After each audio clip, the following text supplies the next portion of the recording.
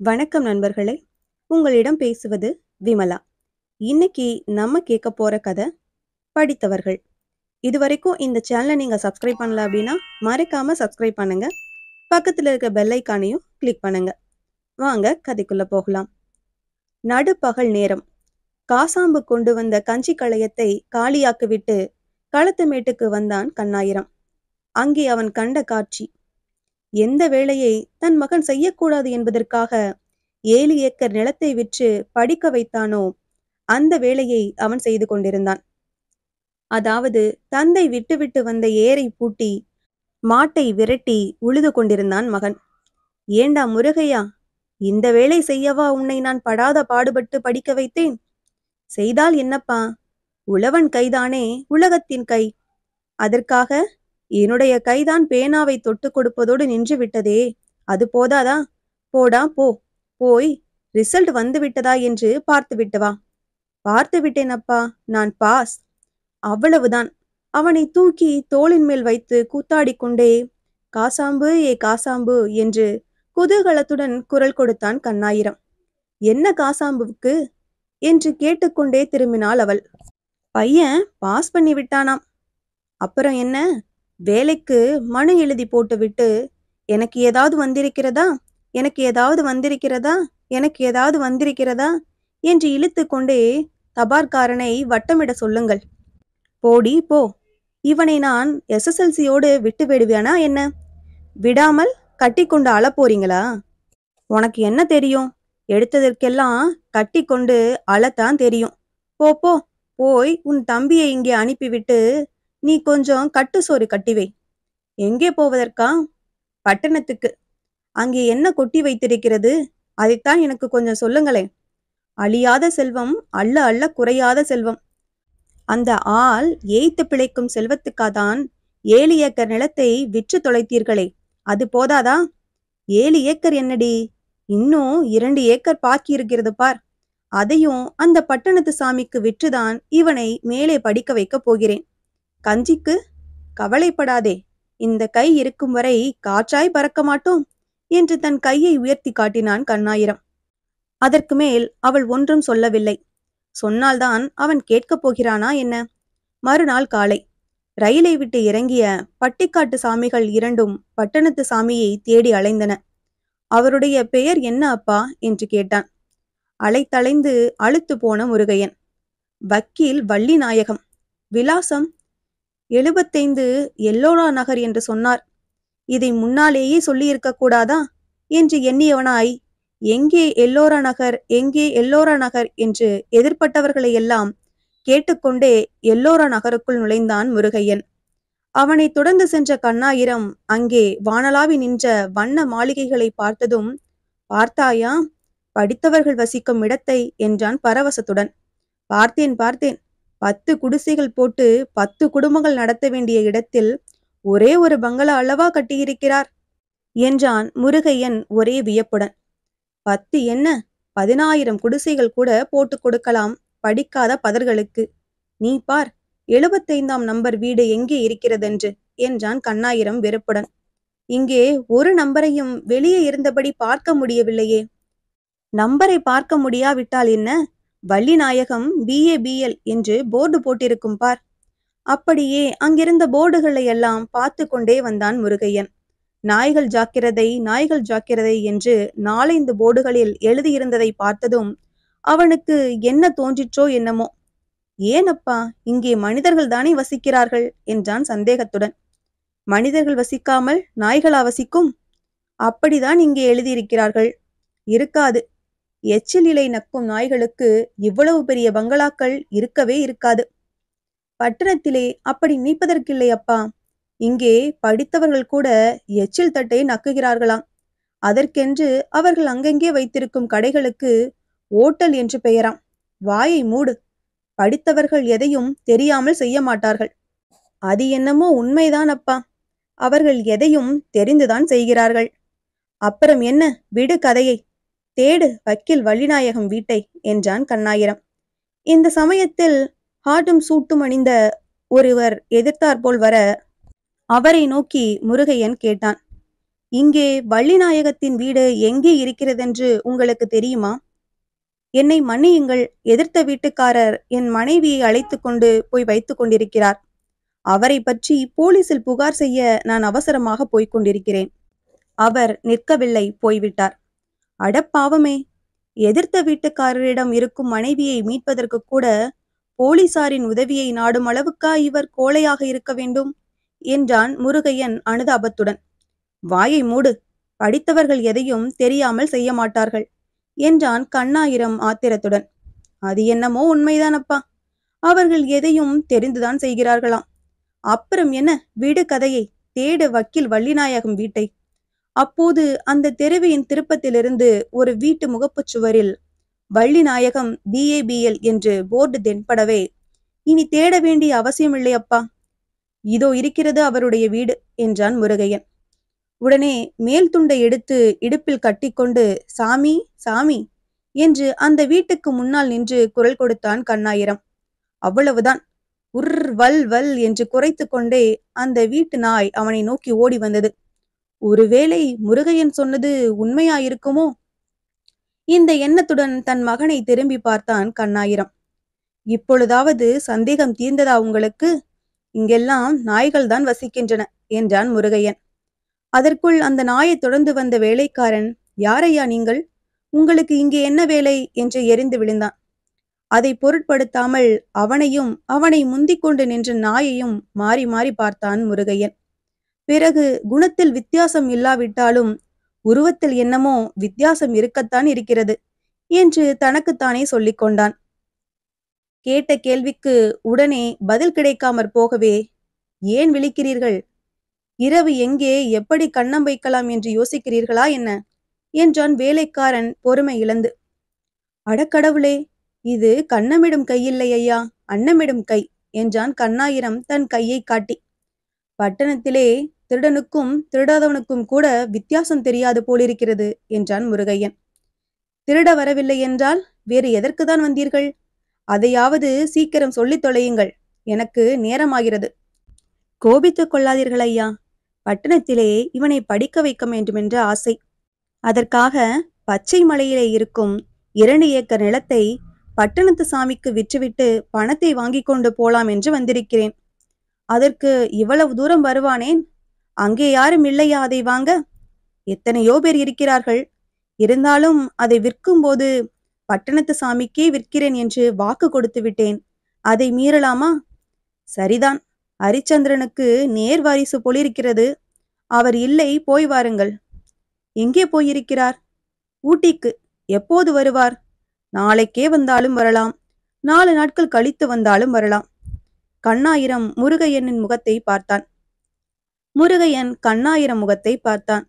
அவர்கள் இருவரையும் பார்த்த வேலைக்காரனோ, சரி, பார்த்து கொண்டிருங்கள், நான் வருகிறேன் என்று நாயை அழைத்து கொண்டு உள்ளே போய்விட்டான். அவன் என்ன செய்வான் பாவம், எல்லாம் சகவாச தோஷம். இல்லாவிட்டால் வீட்டுக்கு நாய் காவல் என்றால் நாய்க்கு காவலாக அவன் அங்கே இருந்து கொண்டிருப்பானா? நாளை வந்து போயிற்று, 4 நாட்களும் வந்து போயின. வள்ளிநாயகம் வரவில்லை, வரவே இல்லை. அந்த பட்டணத்து சாமியை எதிர்பார்த்தபடி பட்டுக்காட்டு சாமிகள் 2ம் எல்லோர நகரை சுற்றி சுற்றி வந்தன. கண்ட இடத்தில் உண்டு, கண்ட இடத்தில் உறங்கின. கட்டு சோறு தீர்ந்தது, கையில் இருந்த காசும் கரைந்தது. இன்னும் எத்தனை நாட்கள் அப்பா இப்படி நாம் இங்கே சுற்றி கொண்டிருக்க முடியும் என்றான் முருகையன். அதற்காக வந்த காரியத்தை முடிக்காமலா போய்விடுவது? நீ பேசாமல் இரு, பட்டணம் நம்மை பட்டினி போட்டு விடாது என்றான் கண்ணாயிரம்.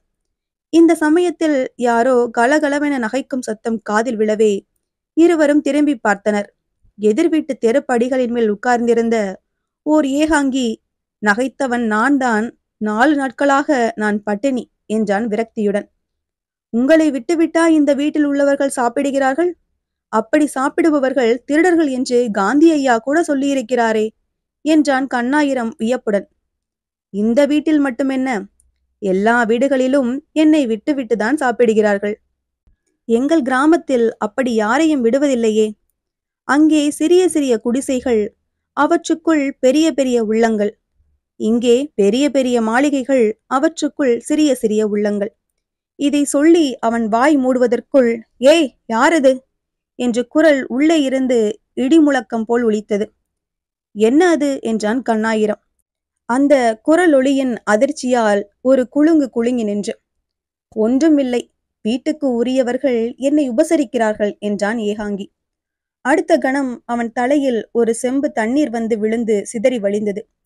எதிர்பாராத இந்த தாக்குதலை கண்டதும் முருகையன் கொஞ்சம் பின்வாங்கி, இதுவும் உபச்சாரத்தை சேர்ந்ததுதானா என்றான் கொஞ்சம் சந்தேகத்துடன். ஆமாம், பட்டிக்காட்டில் காலுக்கு தண்ணீர் கொடுத்து உபசரித்தால் பட்டணத்தில் தலைக்கு தண்ணீர் கொடுத்து உபசரிக்கிறார்கள் என்றான் அவன். தலையில் விழுந்த தண்ணீரை தன் கையால் முடிந்தவரை தட்டிவிட்டு கொண்டே அவனிடம் தன் மேல் துண்டை எடுத்து கொடுத்து, ஒன்றும் புரியவில்லை, எனக்கு ஒன்றுமே புரியவில்லை என்றான் கண்ணாயிரம். புரியும், இன்னும் 2 நாட்கள் பட்டணத்தில் இருந்தாள் என்று சொல்லிக்கொண்டே துடைத்த துண்டை அவனிடம் திருப்பி கொடுத்துவிட்டு, நன்றி, நான் வருகிறேன் என்று நடையை கட்டிவிட்டான் ஏகாங்கி. அன்றிரவு வண்டி மேடொன்றை தஞ்சமடைந்த தந்தையும் மகனும் வராத தூக்கத்தை வருந்தி அழைத்து கொண்டிருந்தனர். அப்போது ஐயா, ஐயா என்று அவர்களை யாரோ தட்டி எழுப்புவது போலிருந்தது. இங்கேயும் யாராவது விரட்ட வந்து விட்டார்களோ என்னமோ என்ற பீதியுடன் இருவரும் எழுந்து உட்கார்ந்தனர். அவர்களுக்கு எதிர்த்தாற்போல் உட்கார்ந்திருந்த ஒரு கோவனாண்டி, கோடை மாடு போல் கிடக்கிறீர்களே, ஏதாவது சாப்பிட்டீர்களா என்று அவர்களை விசாரித்தார். இல்லை என்பதற்கு அடையாளமாக இருவரும் தலையை ஆட்டினர். நான் நினைத்தது சரிதான், இந்தாருங்கள், எழுந்து கையை அலம்பிக் கொண்டு வாருங்கள் என்று குடுவை தண்ணீரை எடுத்து அவர்களிடம் மீட்டினான் அவன். பட்டணத்தில் இப்படியும் ஒரு பட்டிக்காடா? கண்ணாயிரத்துக்கு ஆச்சரியம் தாங்கவில்லை. சுற்றும் முற்றும் பார்த்தான். அவனுக்கு சற்று தூரத்தில் வைக்கோல் வண்டி ஒன்று அவிழ்த்து விடப்பட்டிருந்தது. அதற்கு அருகே 2 மாடுகள் படுத்தபடி அசை போட்டுக் கொண்டிருந்தன. அந்த மாடுகளுக்கு பக்கத்தில் 2 கல்லடுப்புகள், அவற்றின் ஒன்றின் மேல் சோற்றுப்பானை, இன்னொன்றின் மேல் குழம்பு செட்டி. ஆகா, பச்சைமலை கிராமமே பசி தீர்க்க வந்துவிட்டது போலவா இருக்கிறது. இந்த எண்ணத்தில் தன்னை மறந்து நின்று அவனை பிடித்து உலுக்கி, என்ன யோசிக்கிறீர்கள்? நாம் வரும்போது இங்கே ஒன்றும் இல்லையே என்று யோசிக்கிறீர்களா என்றான் கோவனாண்டி. ஆமாம், நீங்கள் எப்போது வந்தீர்கள்? நான் காலையிலேயே வந்துவிட்டேன். இந்த வைக்கோலை வெற்றி தீர்க்கும் வரை இங்கேதான் தங்கியிருப்பேன் என்றான் அவன். தன்னால் முடிந்தவரை அவர்களுக்கு நம்பிக்கை அளிக்க வேண்டும் என்பதற்காக. வந்த இடத்தில் எங்களை விருந்துக்கு அழைக்கிறீர்களே, நாளை காலையில் உங்களுக்கு பழையது இல்லாமற் போய்விடுமே என்றான் கண்ணாயிரம் கொஞ்சம் தயக்கத்துடன். நாளையை பற்றி கவலைப்பட நாம் யார்? கடவுள் இருக்கிறார் கொடுக்க, நாம் இருக்கிறோம் சாப்பிட. பிடியுங்கள், எப்பொழுது சாப்பிடுதோ என்னமோ என்றான் அவன் மீண்டும் குடுவையை நீட்டி. அதை வாங்கி இருவரும் கையை அழும்பிக் கொண்டதும், உட்காருங்கள், என் தம்பி இதோ இலை வாங்கி வந்து விடுவான் என்று அவர்களை உட்கார வைத்துவிட்டு சோற்றையும் குழம்பையும் கொண்டு வந்து அவர்களுக்கு எதிரே வைத்தான் கோவனாண்டி. அதற்குள் இலை வந்து சேர்ந்தது. நாட்டு வளப்பத்தை பற்றி பேசிக்கொண்டே நாகரிகம் தெரியாத அந்த 4 ஜீவன்களும் சாப்பிட்டு முடித்தன. படுக்க துண்டை விரிக்கும் போது, ஏனப்பா, அந்த வண்டிக்காரர் எவ்வளவு தூரம் படித்திருப்பார் என்றான் முருகையன். நான் எவ்வளவு தூரம் படித்திருக்கிறோனோ அவ்வளவு தூரம்தான் அவரும் படித்திருப்பார் என்றான் கண்ணாயிரம். அடுத்த நாள் வழக்கம் போல் வள்ளிநாயகத்தின் வீட்டுக்கு வந்து, வக்கீலையா வந்து விட்டாரா என்று விசாரித்தான் கண்ணாயிரம். வந்துவிட்டார், உட்காருங்கள், இதோ வந்து விடுவார் என்று அவருடைய அறைக்கு வெளியே போடப்பட்டிருந்த பெஞ்சை சுட்டி காட்டினான் வேலைக்காரன். கண்ணாயிரம் உட்காரவில்லை. நின்றது நின்றபடி நின்றான். உள்ளே யாரோ ஒரு கட்சிக்காரனுடன் வள்ளிநாயகம் பேசிக் கொண்டிருப்பது அவன் காதில் விழுந்தது. இந்த குரல் எங்கேயோ கேட்ட குரலாயிருக்கிறதே. ஆம், வள்ளிநாயகத்தின் குரல் மட்டும் அவனுக்கு கேட்ட குரலாயில்லை, அவருடன் பேசிக் கொண்டிருந்த கட்சிக்காரனின் குரலும் அவனுக்கு கேட்ட குரலாயிருந்தது. சந்தேகத்தை தீர்த்து கொள்வதற்காக சற்றே உற்று கேட்டான் அவன். நீ வாங்கியது ரூபாய் 1000 தான் இல்லையா? வாங்கியது ரூபாய் 1000 தான், எழுதி கொடுத்தது ரூபாய் 2000க்கு. அதை வைத்து கொண்டுதான் ரூபாய் 2000ம் அதற்குரிய வட்டியும் தனக்கு சேர வேண்டும் என்று அவன் உன்மேல் வழக்கு தொடர்ந்திருக்கிறான். இதிலிருந்து நீ தப்ப வேண்டுமானால் இப்போது ஒரே ஒரு வழிதான் இருக்கிறது. சொல்லுங்கள். அந்த 1000 ரூபாயை கூட அவனிடமிருந்து நான் வாங்கவில்லை என்று நீ சொல்லிவிட வேண்டும்.